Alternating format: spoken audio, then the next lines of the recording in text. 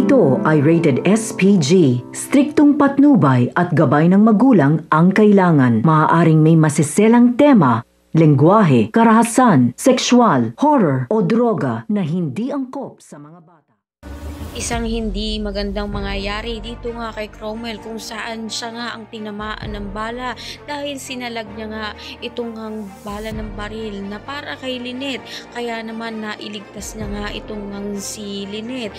Laking pasasalamat nito ni Lynette kay Cromwell at agad naman rumisponde nga ang mga kapulisan at ang ospital at maisugod na nga itong si Cromwell dito nga sa Apex. Ikinagulantang nga nito nila Annalyn ang kanilang magiging pasyente kung saan mahal sa buhay nga nito ni Annalyn na si Cromwell na kung saan naging tatay-tatayan niya na nga.